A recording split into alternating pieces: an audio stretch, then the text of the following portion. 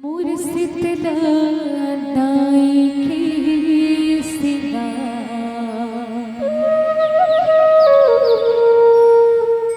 कोयलिया निकला के हो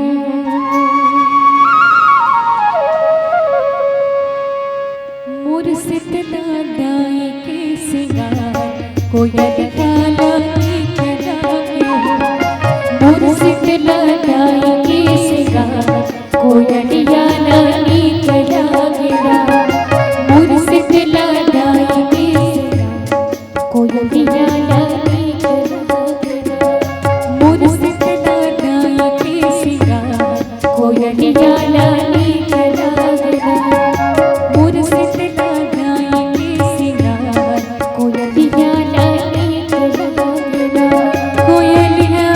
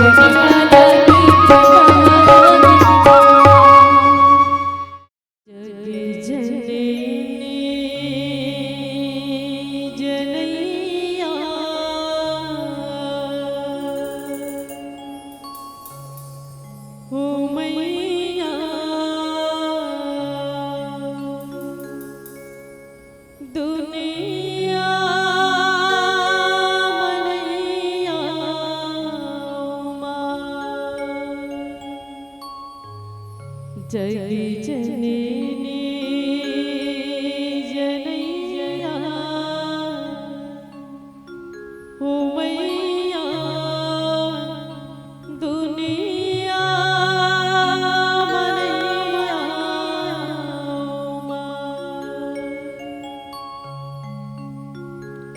माया की छैया दुलारे देवैया सबके सुनैया मोर माँ जगी जननी जनैया हो माँ।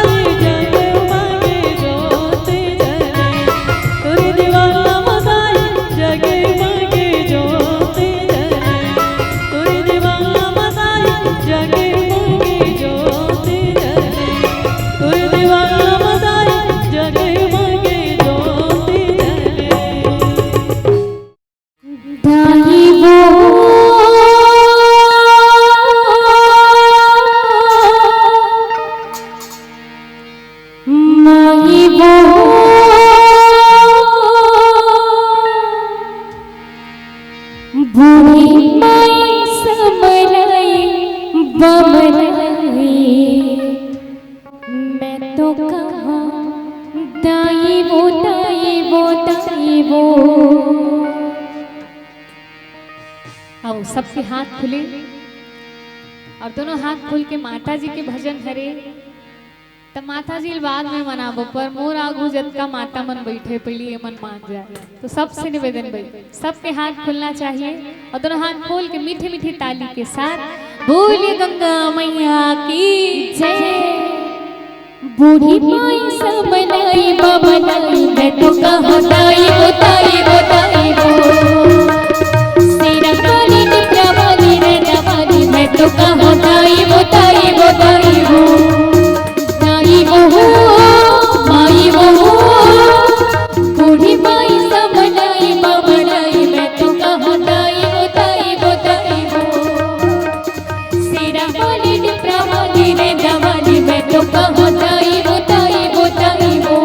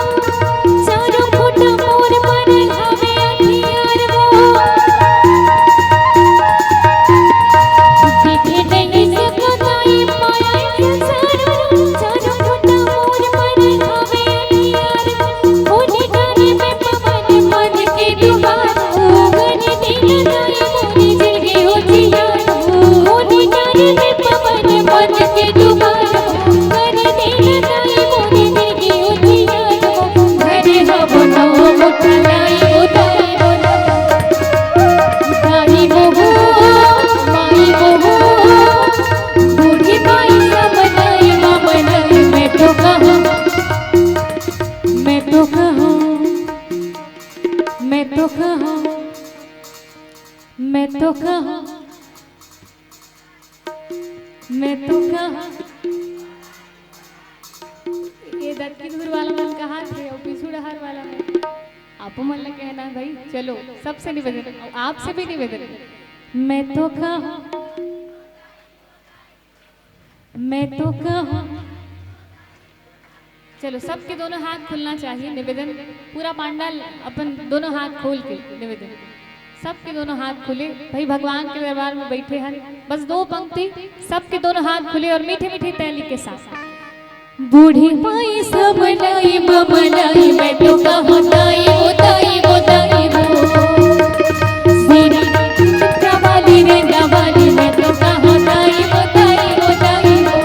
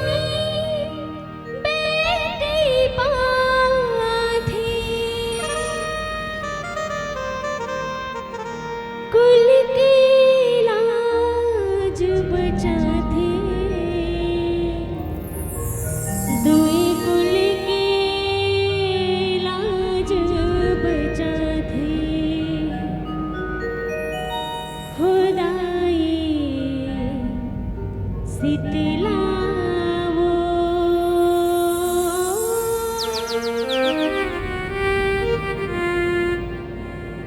बेटी बन के आजा मोर अंगना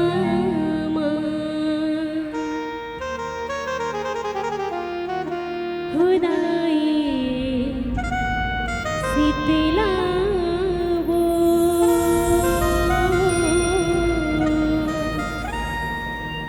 बेटी बन के आजा मोर अंगना बोले शीतला मैया की जय।